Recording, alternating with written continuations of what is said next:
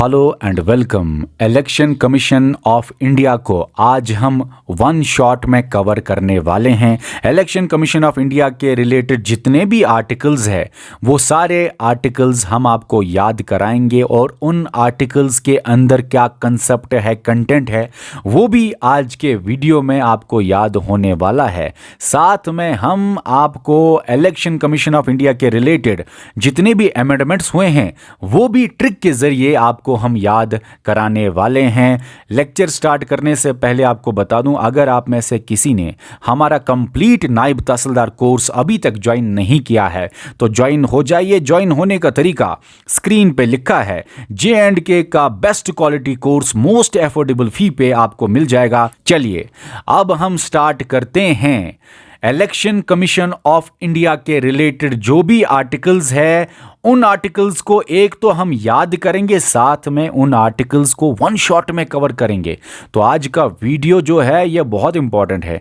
एक ही शॉट में अगर आप इलेक्शन कमीशन ऑफ इंडिया के टॉपिक को खत्म करना चाहते हैं तो यह वीडियो आपके लिए बहुत इंपॉर्टेंट है। चलिए सबसे पहले यहां पे स्क्रीन पे लिखा है trick related to part 15 of Indian constitution.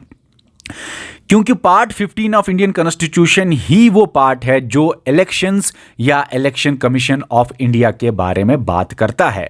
इस पार्ट 15 में आपको आर्टिकल 324 से लेकर आर्टिकल 329 तक मिलेंगे और ये ट्रिक हमने बनाई है। चलिए सबसे पहले आपको बताऊं, ये वाला आर्टिकल है आर्टिकल 324। अगर ये आर्टिकल आपको याद रहा तो आपने 50% काम खत्म किया, क्योंकि बहुत बार याद ही नहीं रहता कि ये जो पार्ट 15 है इसका पहला आर्टिकल क्या है। क्योंकि अगर आपने पहला आर्टिकल याद रखा आर्टिकल 324 तो बहुत सारा काम खत्म हुआ। और ये जो आर्टिकल 324 है यही सबसे इंपॉर्टेंट और सबसे बड़ा आर्टिकल है, क्योंकि इसके अंदर आपको 6 क्लासेस देखने को मिलेंगे। ओके उसके बाद आर्टिकल 325, 26, 27, 28, 29, 29A, 29A डिलीट भी हो चुका है। चलिए अब हम स्टार्ट करते हैं यहां से आर्टिकल 324 से। ओके आर्टिकल 324 को याद करने का तरीका समझो। ये जो 3 है ये आपको उल्टा ई लगता है, ई जैसा है ये, तो ई से इलेक्शन कमीशन ऑफ इंडिया। तो ई से आपने क्या याद रखा, ये ई को उल्टा करो तो बन गया 3। अब ये 24 याद रखेंगे ऐसे। J&K में ऐसी कितनी सीट्स है जो पाकिस्तान ऑक्युपाइड जम्मू कश्मीर के लिए रिजर्व है और जिनका इलेक्शन कमीशन ऑफ इंडिया अभी नहीं करा सकता। तो इलेक्शन कमीशन ऑफ इंडिया बाकी सीट्स के लिए इलेक्शन कराता है, लेकिन पाकिस्तान ऑक्युपाइड जम्मू कश्मीर के लिए 24 सीट्स जो रिजर्व है उनका इलेक्शन कमीशन ऑफ इंडिया नहीं करा सकता। तो ई से इलेक्शन कमीशन ऑफ इंडिया तो उल्टा 3 और फिर 24 सीट्स जिनका इलेक्शन नहीं करा सकता J&K में इलेक्शन कमीशन ऑफ इंडिया, जब तक पाकिस्तान ऑक्युपाइड जम्मू कश्मीर की टेरिटरी भी हासिल ना हो जाए। ओके अब आर्टिकल 324 बात करता है सुपरिटेंडेंस, डायरेक्शन और कंट्रोल जो इलेक्शंस का है वो इलेक्शन कमीशन के हाथ में है। अब आर्टिकल 324 तो आपने याद किया, लेकिन इसके अंदर का हर एक क्लास आपके एग्जाम के लिए सुपर इंपॉर्टेंट है। सबसे इंपॉर्टेंट यही है, आर्टिकल 324 के क्लासेस डायरेक्टली आपके एग्जाम में आ जाएंगे। याद रखो कैसे याद रखना है। और आपको बता दूं, आपको लग रहा होगा ये क्या लिखा है, 1 से सन, 2 से शू, 3 से ट्री, 4 से डोर, 5 से हाइव, 6 से सिटिक्स। आपको लगेगा ये क्या ही बकवास ट्रिक है, लेकिन प्लीज 5 मिनट वेट करो। 5 मिनट के बाद आपको मैं याद कराऊंगा एक खाली पेज पे, जिस पे आपको एहसास होगा कि हमेशा के लिए अब आपको ये इलेक्शन कमीशन ऑफ इंडिया याद रहा।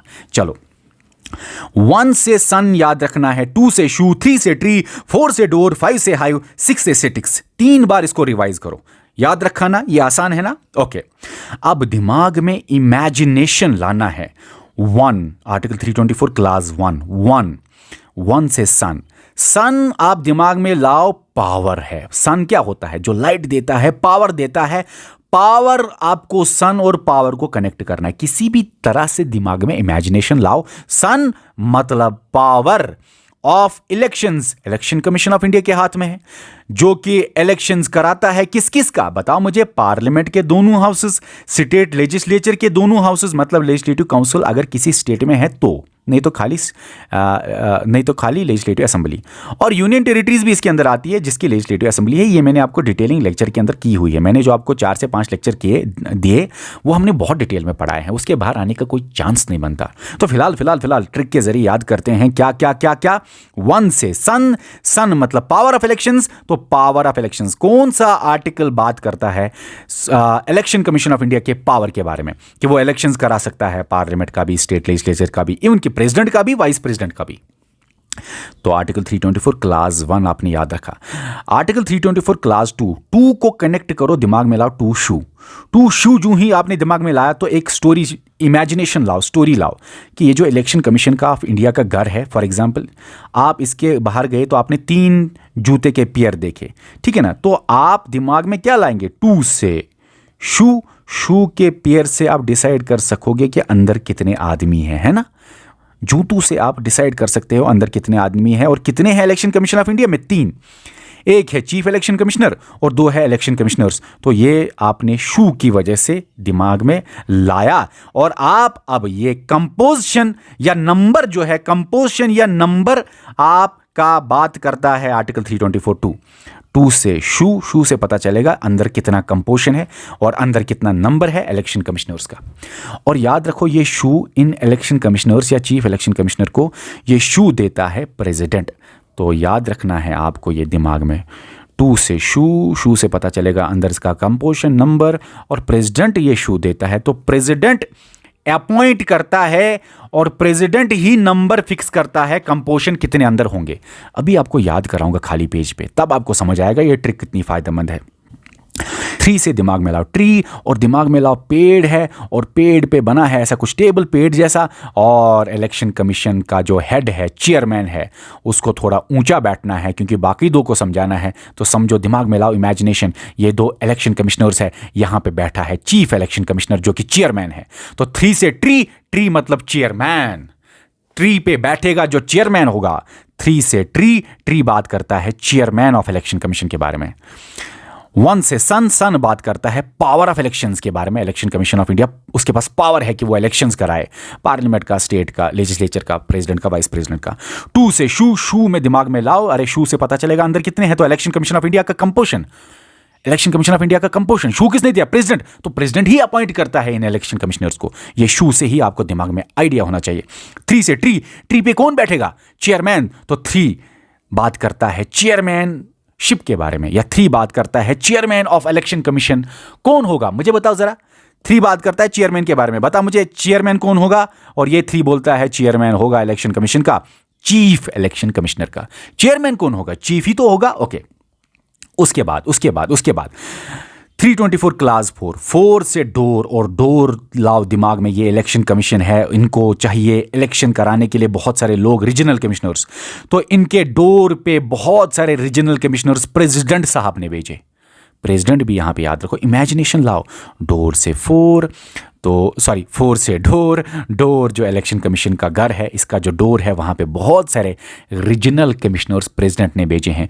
तो ये 4 बात करता है रीजनल कमिश्नर्स के बारे में, जिनको अपॉइंट कौन करेगा, प्रेसिडेंट ही। ओके, आपको मैं ट्रिक के साथ साथ पूरा कंसेप्ट समझाता हूं। मकसद ही है इसका क्या, कि जब भी इलेक्शन होगा तो काम करने के लिए और इलेक्शन कमिश्नर्स चाहिए, रीजनल कमिश्नर्स चाहिए। तो 4 क्या बोलता है, 4 बोलता है रीजनल कमिश्नर्स अपॉइंट करेगा प्रेसिडेंट, जो रीजनल कमिश्नर्स इस इलेक्शन कमीशन को मदद करेगा इलेक्शंस में। यही तो 4 बोलता है। ओके, 3 क्या बोलता है, अरे इलेक्शन कमीशन का चेयरमैन होगा चीफ इलेक्शन कमिश्नर। ओके, चलो 5 को दिमाग में लाओ, हाइव। देखो ये पेड़ पे आपने देखा होगा, अक्सर ये पेड़ पे होता है ऐसे 5, ये जो हॉनी बीज का हाइव बना होता है। और आप दिमाग में लाओ, प्रेसिडेंट साहब ने पत्थर उठाया और ये हॉनी बीज जो पेड़ पे है, ये हॉनी बी वाला जो ये बना है हाइव, इसको पत्थर मारा। क्यों, क्योंकि ये हॉनी बीज को या बीज को बाहर निकालना है। तो बाहर निकालने का मतलब रिमूवल। याद रखना, इसके अंदर एक बी होती है, आपने पढ़ा भी होगा, जिसको क्वीन बोलते हैं या चीफ बी बोलते हैं। वो चीफ बी आसानी से बाहर नहीं निकलती। देखो, प्रेसिडेंट साहब ने ये जो हाइव है, इसको पत्थर मारा इनको रिमूव करने के लिए। तो ये दिमाग में लाओ, 5 से हाइव में इनका रिमूवल करता है प्रेसिडेंट। लेकिन सबसे मुश्किल रिमूवल है चीफ का, तो यही बोलता है 5 क्या बात करता है, 5 बात करता है रिमूवल ऑफ इलेक्शन कमिश्नर्स या रीजनल कमिश्नर्स और चीफ इलेक्शन कमिश्नर का। देखो, रीजनल कमिश्नर जो बाहर से हैं या जो इलेक्शन कमिश्नर्स हैं उनका आसान है रिमूवल, वो आसानी से प्रेसिडेंट साहब उनको रिमूव कर सकता है, पत्थर मारा रिमूव हो गया।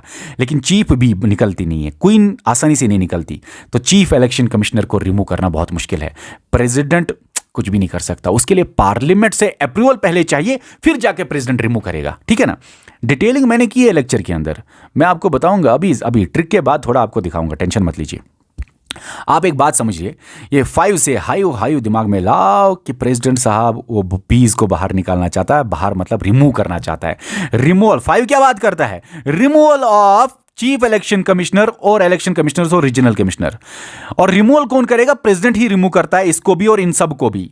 लेकिन ये जो प्रेसिडेंट रिमूव करता है इसका थोड़ा रिमूवल बहुत मुश्किल है, इनका रिमूवल आसान है। चीफ को निकालना बहुत मुश्किल है, चीफ बी को भी निकालना बहुत मुश्किल है। चलो 324 6 से सिटिक्स याद रखो, दिमाग में लाओ कि देखो 6 है, 6 से सिटिक्स है। इलेक्शन कमीशन ऑफ इंडिया के बाहर बहुत सारा स्टाफ आया है, हाथ में सिटिक्स लेके, डंडे लेके, ताकि इलेक्शंस में डिसिप्लिन मेंटेन हो, ऑर्डर मेंटेन हो, ठीक है ना। ये जो मॉडल कोड ऑफ कंडक्ट है उसको फॉलो किया जाए, या दिमाग में कोई भी आप इमेजिनेशन लाओ, आपके दिमाग जिस तरह से काम करे उसी तरह से ट्रिक बेस्ट बनती है। तो दिमाग में लाओ 6 से सिटिक्स। इलेक्शन कमीशन ऑफ इंडिया के बाहर बहुत सारे लोग आए सिटिक्स, छड़ियाँ लेके, और ये छड़ियाँ लेके जो जितने भी आए ये स्टाफ है। तो 6 से सिटिक्स, एस से स्टाफ, तो शॉर्ट में ये 6 बोलता है प्रोविजन ऑफ स्टाफ, 6 बोलता है स्टाफ बी प्रेसिडेंट साहब या गवर्नर साहब इलेक्शन कमीशन को दे सकता है या रीजनल कमिश्नर्स को भी दे सकता है। यहां पे अलग से क्यों कॉन्स्टिट्यूशन ने बोला है कि ये स्टाफ दे सकता है प्रेसिडेंट या गवर्नर इलेक्शन कमीशन को? रीजनल कमिश्नर्स को अलग इसलिए किया है, कहीं ऐसा ना है कि रीजनल कमिश्नर्स ये समझे कि हम भी इलेक्शन कमिश्नर के बंदे हैं, हमको भी 6 साल के लिए अपॉइंट करो या 65 ईयर्स के लिए अपॉइंट करो। तो बहुत सारी चीज़ें हैं, कॉन्स्टिट्यूशन बहुत ब्यूटीफुली डिज़ाइन किया जाता है, जो मैंने लेक्चर सीरीज़ के अंदर आपको दिखा दिया कि कॉन्स्टिट्यूशन कितना खूबसूरत अंदाज में बनाया गया है। चलो समझा ना आपने 324 क्लास 6 क्या बोलता है? 6 बोलता है सिटिक्स के बारे में, तो सिटिक्स किसके हाथ में है? स्टाफ के बारे में। तो स्टाफ के बारे में बात करता है, लेकिन स्टाफ में याद रखना गवर्नर भी वर्ड है। प्रेसिडेंट सेंट्रल इलेक्शन और गवर्नर स्टेट इलेक्शंस जितने भी होंगे वो स्टाफ करेगा प्रोवाइड इलेक्शन कमिश्नर्स को या इलेक्शन कमीशन को या इलेक्शन कमीशन या रीजनल कमिश्नर्स को। पहले ये 6 देखता हूं मैं आपको याद रहे कि नहीं, फिर एक सेकंड, पहले ये 6 अगर याद रहे तो काम आपका हो गया। जरा मुझे बताओ आपको याद रहा कि नहीं। देखिए आर्टिकल 324 ही है, इसके अंदर हम क्लास 1 से लेके क्लास 6 तक देखेंगे। तो क्लास 1 आर्टिकल 324 का क्लास 1 से सन, बता मुझे सन क्या बोलता है? पावर। किसका power? Election commission of India का पावर। क्या पावर? इलेक्शन कराने का पावर। किस किस को इलेक्शन कराएगा बताइए? प्रेसिडेंट को, वाइस प्रेसिडेंट को, पार्लियामेंट बोथ हाउसेस और स्टेट लेजिस्लेचर बोथ हाउसेस, अगर बोथ हाउसेस है स्टेट के अंदर। डन।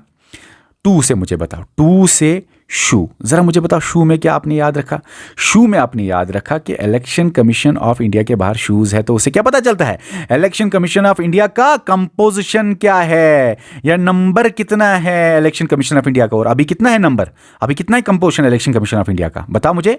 1 है चीफ इलेक्शन कमिश्नर और 2 है इलेक्शन कमिश्नर्स, अभी तो यही है, ठीक है ना। ओके, कंपोजिशन नंबर के साथ साथ मैंने बोला ये शू किसने दिया? प्रेसिडेंट ने। तो प्रेसिडेंट ही अपॉइंट करता है, एक चीफ इलेक्शन कमिश्नर को और 2 इलेक्शन कमिश्नर्स को प्रेसिडेंट ही अपॉइंट करता है। ये क्लास 2 में लिखा है, आर्टिकल 324 क्लास 3 से ट्री।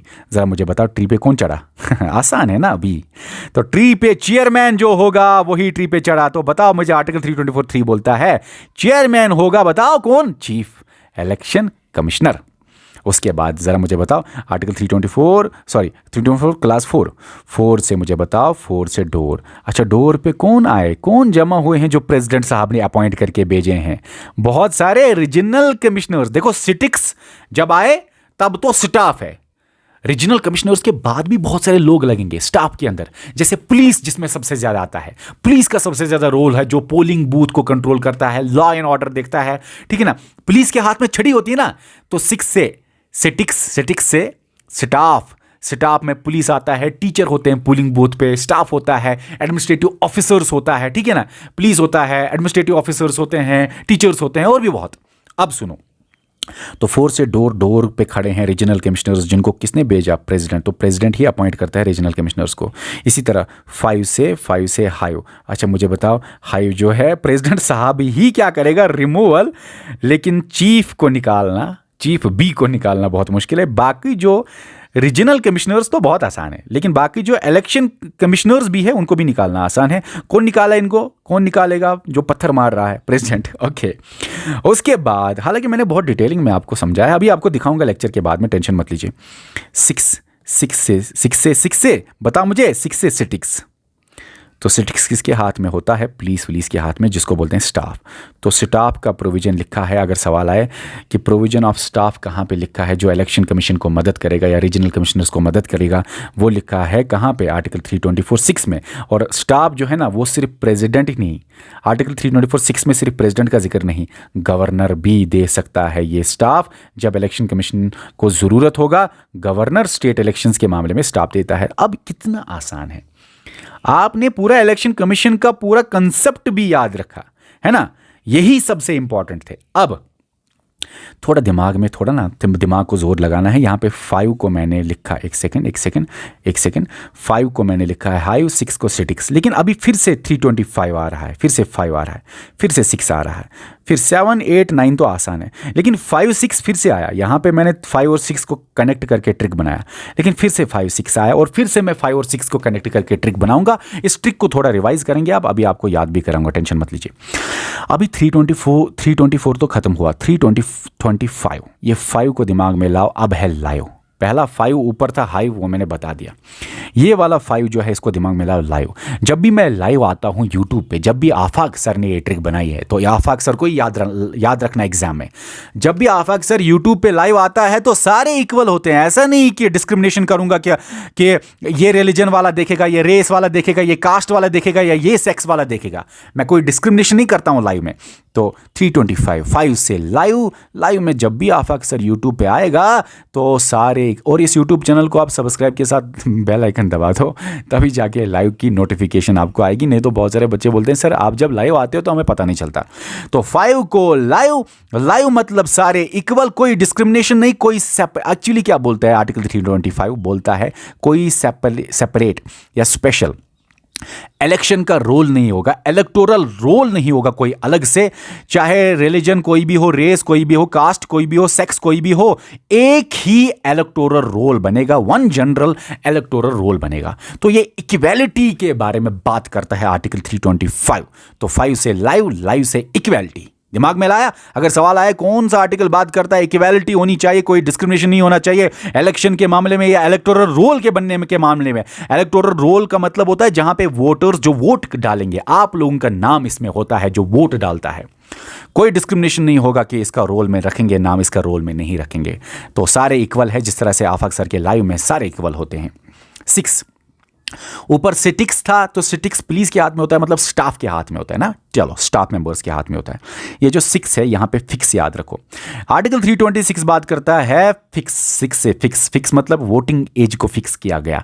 21 पहले था, अभी 18 फिक्स रखा गया वोटिंग एज। तो फिक्स किया गया वोटिंग एज इस 6 की वजह से, आर्टिकल 326 की वजह से। अडल्ट सफरेज मतलब कि जो भी 18 साल या 18 साल से बड़ा है वो कास्ट करेगा, वोट डाल सकता है लोकसभा और लेजिस्लेटिव असेंबली के इलेक्शन के रिलेटेड। आर्टिकल 327, 7 को दिमाग में लाओ। अब हेवन, 7 से हेवन, और पार्लियामेंट समझो कि हेवन से कानून बनाता है। लेकिन किसके बारे में? पार्लियामेंट को पावर है, और हेवन जन्नत में भी आपको बहुत सारे पावर्स होते हैं। तो किसी भी तरह से दिमाग में इमेजिनेशन लाना है, यह सारा ट्रिक है इमेजिनेशन का खेल। 7 को हेवन, 7 हेवन, पार्लियामेंट हेवन से कानून बनाता है, पार्लियामेंट के पास पावर देता है हेवन से कानून बनाने का, कानून ला बनाने का। All matters related to legislature of India, चाहे वो लेजिस्लेचर ऑफ सेंटर हो मतलब लोकसभा राज्यसभा, या लेजिस्लेचर ऑफ स्टेट्स हो मतलब लेजिस्लेटिव असेंबली, लेजिस्लेटिव काउंसिल, जो कानून ला बनाने वाली बॉडी है। तो ला बनाएगा पार्लियामेंट लेजिस्लेचर के इलेक्शंस के related. All matters related to legislature elections. हाँ, लेकिन कॉन्स्टिट्यूशन के खिलाफ नहीं जा सकता पार्लियामेंट, याद रखना। उसके बाद आर्टिकल 328 जो है, 8 से याद रखना, 8 से गेट। गेट जो है अब दिमाग में लाओ, पार्लियामेंट ने कानून बनाया पूरे इंडिया के लिए भी, स्टेट्स के लिए भी, लेकिन कोई देखो स्टेट्स के लिए भी इंडिया, आप दिमाग में लाओ 328 गेट, ये स्टेट का गेट है, लेकिन मान लो कोई कानून पार्लियामेंट का नहीं आया इनके गेट पे, दिमाग में लाओ। तो ये आर्टिकल 328 असल में बनाया गया कि जब पार्लियामेंट ने कोई कानून स्टेट का नहीं बनाया, या कॉन्स्टिट्यूशन भी साइलेंट है, स्टेट को नीड है वो कानून बनाने की, तब ये आर्टिकल 328 स्टेट को पावर देता है कि आप भी कानून बना सकते हो। आर्टिकल 328 क्या बात करता है? बात करता है स्टेट लेजिस्लेचर के पास भी पावर है, आप भी कानून बना सकते हो, लेकिन स्टेट के इलेक्शंस के मामले में स्टेट लेजिस्लेचर, अगर दोनों हाउसेस है या एक ही हाउस है आपके स्टेट में, उसी हिसाब से आप इलेक्शंस, जो स्टेट लेजिस्लेचर है उसके इलेक्शंस के सारे मैटर्स पे बना सकते हो, अगर कॉन्स्टिट्यूशन ने कुछ नहीं बोला है या साइलेंट है, या अगर पार्लियामेंट ने कानून नहीं बनाया है। तो मैंने ऊपर आपको बोला ना, पार्लियामेंट हेवन में है तो हेवन से कानून बना रहा है, 7 से हेवन, हेवन से पार्लियामेंट, लेकिन 8 से गेट। मान लो ये स्टेट के पास पार्लियामेंट का गेट तक कानून नहीं पहुंचा, तो ये तो बोलता ही है कि जब पार्लियामेंट नहीं बनाएगा फिर आपको बनाना है। मान लो इनके गेट पे पार्लियामेंट का कानून नहीं पहुंचा, तो पार्लियामेंट ने एक्चुअली नहीं बनाया, तो फिर 8 से गेट याद रखो, स्टेट्स के पास भी पावर है।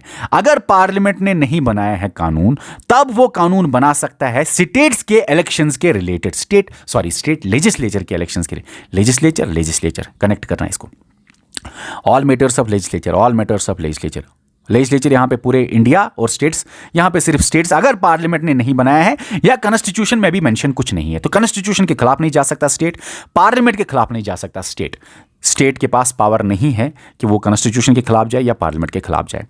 आर्टिकल 329 क्या बोलता है? 9 से लाइन। अब दिमाग में लाओ, जब इलेक्शन होता है तो लाइन में बैठे हैं कौन? लाइन में बैठा है हाई कोर्ट का जज, सुप्रीम कोर्ट के जज, सारे के सारे लाइन में बैठते हैं इलेक्शन वोट डालने के लिए। फॉर एग्जाम्पल दिमाग में लाओ, इलेक्शन कमीशन ऑफ इंडिया में इनको बोला 9 से लाइन, तो जजों को भी बोला गया लाइन में बैठो वोट डालने के लिए, और ये 9 बोलता है कोर्ट, जज, कोर्ट नहीं कर सकता इंटरफियर इलेक्शन के मैटर्स में। ये 9 से कनेक्ट करना, 9 से लाइन में खड़े कौन? अरे जजेस भी लाइन में खड़े हैं, तो जजेस नहीं कर सकते इंटरफियर इलेक्शंस के मामले में। और आर्टिकल 329 ए क्या है कि देखो, प्राइम मिनिस्टर और स्पीकर के इलेक्शंस के रिलेटेड कुछ स्पेशल प्रोविजंस है जो कि डिलीट हो गया है। क्यों? क्योंकि यहां पे इंदिरा गांधी का केस हुआ था, इंदिरा गांधी को बोला गया देखो भाई इंदिरा गांधी, आप जो इलेक्शन लड़के प्राइम मिनिस्टर बनी हो वो इलेक्शन इनवैलिड है, ये इलाहाबाद हाई कोर्ट ने बोला। ये डिटेलिंग मैंने आपको की हुई है, हर एक पॉइंट अच्छे से स्टोरी में समझाया है, ये इतना डीप मैंने आपको पढ़ाया कि इसके ऊपर क्या ही ट्रिक दूं आपको, मैंने हर बिट बाय बिट इसको समझाया। ठीक है, आप यहाँ पे देख लो ज़रा, यहाँ पे देख लो ज़रा, यहाँ पे देख लो ज़रा, मैंने ये बहुत ब्यूटीफुली आपको समझाया। ये सारी कहानी इंदिरा गांधी की है, ये बनना, ये 3 ही साल के लिए जिंदा रहा ये आर्टिकल, क्यों बना, क्या कहानी है, हर बात आपको डिटेल में पढ़ाई है। तो ये लास्ट वाला जो डिलीट हुआ है, इसको याद करने का कोई ट्रिक का कोई फायदा नहीं, शॉर्ट में ये दूर से ही याद रहने वाला है, हर बच्चे को याद रहने वाला है। अब मैं आपको अमेंडमेंट्स याद कराता हूँ। देखो कौन कौन सा अमेंडमेंट हुआ है। अमेंडमेंट से पहले ज़रा आपको याद हुआ, यहाँ तक तो याद हुआ, यहाँ मैं रिवाइज करना चाहूँगा, यहाँ तक तो याद हुआ, लेकिन इसके बाद ज़रा याद हुआ, मुझे बताओ। आर्टिकल 325, अब 5 से हाइव पहले ऊपर था लेकिन अभी तो लाइव है। 326, 6 से ऊपर था सिटिक्स लेकिन अभी तो फिक्स है, फिक्स करो वोटिंग एज, लाइव, सबके लिए live, all equal, no discrimination on the basis of religion, race, caste, sex. Okay, 327, 7 से हेवन में कौन बनाता है कानून, लेकिन related to legislature only, all matters related to legislature, कौन बनाता है हेवन से? पार्लियामेंट के बारे में, पार्लियामेंट के पावर के बारे में जिक्र है। ओके, 328, 8 पे गेट, अच्छा किसके गेट पे नहीं पहुंचा पार्लियामेंट का कानून तो वो कानून बनाए, स्टेट्स के पास पावर है कि वो कानून बनाए, अगर पार्लियामेंट का कानून नहीं पहुंचा उसके गेट पे। मुझे हंसी आ रही है, बहुत फनी ट्रिक मुझे लग रही है, लेकिन ट्रिक जितनी फनी होगी उतना हमेशा के लिए याद रहता है। 329, किसको बोला गया लाइन में बैठो भाई इलेक्शन डालने के लिए? नो जुडिशियल इंटरफेरेंस, तो जजों को बोला गया, तो जुडिशियल इंटरफेरेंस नहीं है, कोर्ट्स नहीं करेंगे इंटरफियर, ठीक है ना, इलेक्शंस के मामले में। हालांकि मैंने आपको बताया कि किस तरह से कोर्ट भी इंटरफियर कर सकते हैं बाद में इलेक्शन पिटिशंस के जरिए, जिसके लिए प्रॉपर प्रोसीजर फॉलो करना पड़ता है, जो कि रिप्रेजेंटेशन ऑफ पीपल्स एक्ट ने बोला हुआ है कि हाई कोर्ट ही होगा जहां पे आप जा सकते हैं, फिर अपील कर सकते हैं सुप्रीम कोर्ट में किसी और जगह। और मैंने कितना डीप पढ़ाया, एग्जामिनर जहां तक उसकी हद है ना एग्जाम में, डिफिकल्टी से क्वेश्चन पूछने की या इजी से इजी क्वेश्चन पूछने की, वो हर बात आपके सामने लेक्चर्स में मैंने रखी। 4 से 5 लेक्चर जो मैंने आपको दिए हैं इलेक्शन कमीशन ऑफ इंडिया पे। अच्छा, 5 से लाइव मतलब सारे लोग इक्वल है लाइव के लिए। 6 से फिक्स मतलब voting age fix from 21 to 18 years. Universal adult franchise के बारे में बात करता है 326। 27 बात करता है हेवन से पार्लियामेंट, तो पार्लियामेंट के पावर के बारे में कि ये कानून बना सकता है related to legislature of the country, जिसमें स्टेट्स भी आते हैं। 8 से गेट, अगर स्टेट्स के गेट तक नहीं पहुंचा पार्लियामेंट का कानून तब ही जाके स्टेट के पास पावर है कानून बनाने का। ओके। 9 से लाइन, जजेस को बोला गया लाइन में आप भी बैठो वोट डालने के लिए, मतलब आप तो जज का नाम आया ना स्टोरी में, तो जजेस नहीं कर सकते इंटरफियर। ये आपने सारे के सारे याद भी रखे, कंसेप्ट भी समझाया, और इस छोटे से वीडियो से ही, इस ट्रिक वाले वीडियो से ही, वन शॉट वीडियो से ही आपका इलेक्शन कमीशन ऑफ इंडिया का क्वेश्चन भी निकल सकता है आपके एग्जाम में। एक वीडियो से आपका पेपर निकल सकता है। लेकिन हाँ, अगर किसी को 100% कवर करना है इस टॉपिक को, फिर मेरे 4-5 लेक्चर जो टोटल पड़े हैं एप्लीकेशन पे, अभी मैंने खत्म किए हैं, खत्म किए हैं, वो जाके आप चेक कर सकते हैं हमारी एप्लीकेशन पे। अमेंडमेंट्स के बारे में बात करेंगे हम। ये जो अमेंडमेंट्स है बच्चा, पार्ट 15 के अंदर वो कहाँ कहाँ हुए हैं आपको याद रखना है। 1950 में कॉन्स्टिट्यूशन ऑफ इंडिया बना, 2025 आज है जब मैं ये वीडियो रिकॉर्ड कर रहा हूँ। इसके बीच में जब अमेंडमेंट हुआ, कब? 1956 में। 1956 के बाद 10 साल गिनो तो 1966। फिर ये जो है ना, इसकी ट्रिक क्या ही दूं, ये मैंने कितने डिटेल में आपको पढ़ाया। असल में ये वाला जो अमेंडमेंट्स है ना, ये उसी को अच्छा लगेगा जिसने मेरे वो लेक्चर 4-5 देखे हैं, तभी उसको मज़ा आएगा, क्योंकि ये याद रहेगा आपको, क्योंकि इसके साथ बहुत सारी कनेक्टेड स्टोरीज है जो मैंने ऑलरेडी आपको पढ़ाई है डिटेल में। 1975 से लेकर 78 तक ये 7th वाला आर्टिकल भी रहा, आर्टिकल 329A रहा, 7th आर्टिकल रहा इस पार्ट में, नहीं तो 6 ही आर्टिकल इस पार्ट में आज भी थे, पहले भी थे, ये मैंने पढ़ा है डिटेल में। अब शॉर्ट में 1956 से 10 साल गिनो 1966, ये तो आपको पता ही है इसकी स्टोरी। 1978 से 10 साल गिनो तो 88। तो ऐसे आप कनेक्ट करोगे 10 साल, थोड़ा आइडिया होना चाहिए दिमाग में। ये जो 1956 से 6 और 1 हुआ 7, तो 7th अमेंडमेंट की वजह से राज प्रमुख को डिलीट किया गया। राज प्रमुख का पोस्ट अबॉलिश हुआ। ये जो ना आप दिमाग में लाओ, राज प्रमुख जो है ना 7 दिन के लिए, 7 डेज के लिए, 1 हफ्ते के लिए ज़्यादा से ज़्यादा ये रहा, उसके बाद ये डिलीट हुआ।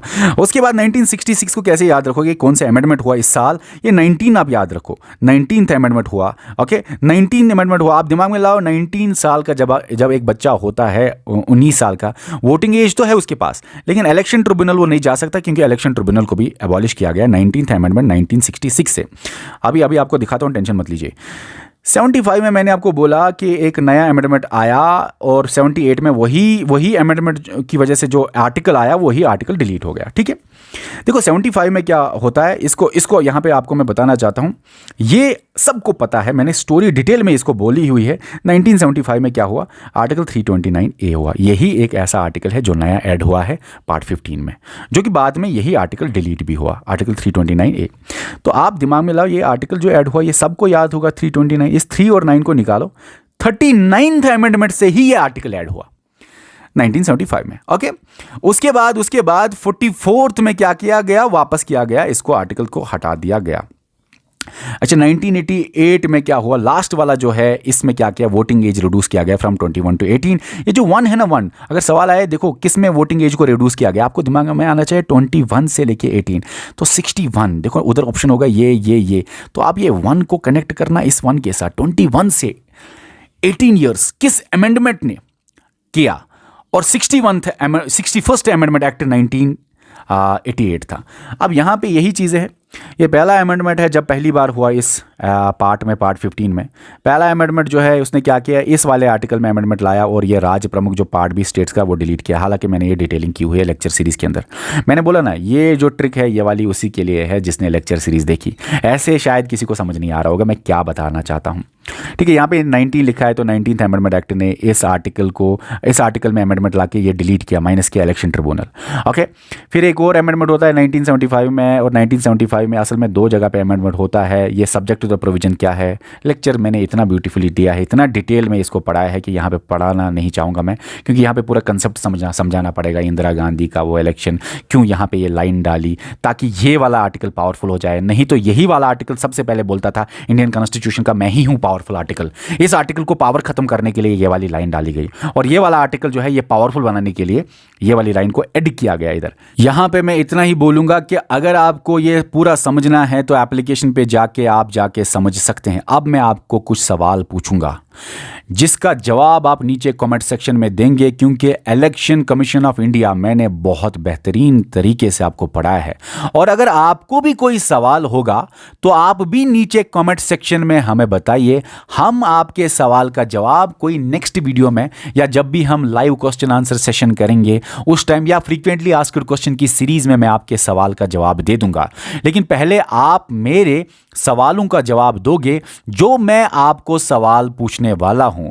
अच्छा, सवाल पूछने से पहले आपको बताना चाहता हूं, अगर आप में से कोई नहीं जुड़ा है वो जाके लेक्चर नंबर 1 पहले यूट्यूब पे जाके देखे। हमने लेक्चर नंबर 1 इलेक्शन कमीशन का यूट्यूब चैनल पे डाला हुआ है। आप जाके यूट्यूब चैनल पे पहले लेक्चर नंबर 1 देख लो। अगर वो पसंद आता है तो बाकी के जो 4 लेक्चर्स है वो आपको एप्लीकेशन पे मिल जाएंगे। तो लेक्चर नंबर 1 आपको यूट्यूब पे मिलेगा, लेकिन बाकी के लेक्चर्स देखने के लिए हमारी एप्लीकेशन पे आप जाके चेकआउट कर सकते हैं। और एप्लीकेशन पे जुड़ने का तरीका यहाँ पे स्क्रीन पे लिखा है, या तो इसी वीडियो के डिस्क्रिप्शन में कमेंट सेक्शन में जाइए, आपको कंप्लीट कोर्स का लिंक मिल जाएगा। उस लिंक के जरिए आप जाके ज्वाइन हो सकते हैं, या तो प्ले स्टोर पर जेके सिविल सर्विसेज इंस्टॉल करो, वहां से ज्वाइन करो। फिर जाके लास्ट में अगर नहीं कर सके आप, किसी भी तरह से कोई प्रॉब्लम आती है, तभी जाके इस पे व्हाट्सएप नंबर पे मैसेज कर लेना। अब मैं आपको क्वेश्चन पूछता हूं, और क्वेश्चन जो मैं आपको पूछूंगा उसका जवाब आपको देना है। मैं आपको 3 क्वेश्चन पूछता हूं।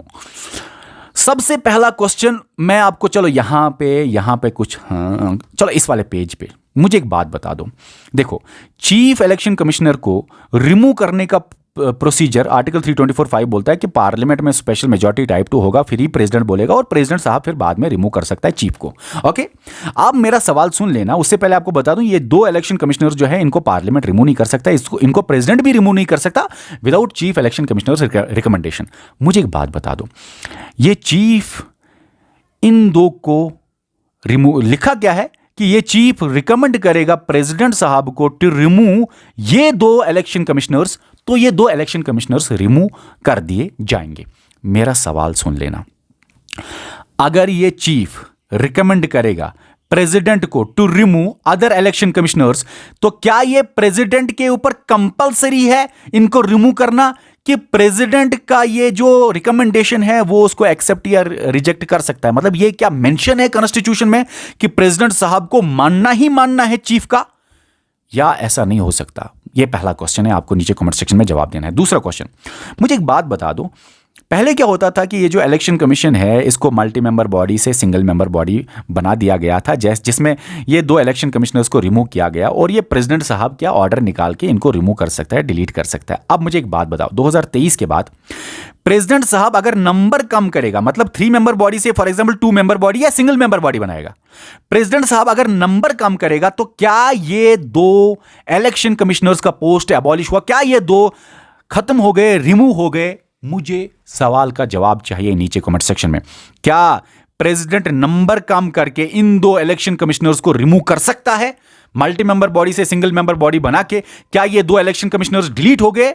बताओ मुझे 2023 के बाद। अच्छा, एक और सवाल का जवाब मुझे बताओ, 2023 से पहले चलो और 2023 के बाद, मतलब आजकल के हिसाब से एज ऑफ 2025 मैं बता रहा हूं, मुझे बताओ क्या ये चीफ इलेक्शन कमिश्नर या इलेक्शन कमिश्नर्स रीअपॉइंट हो सकते हैं?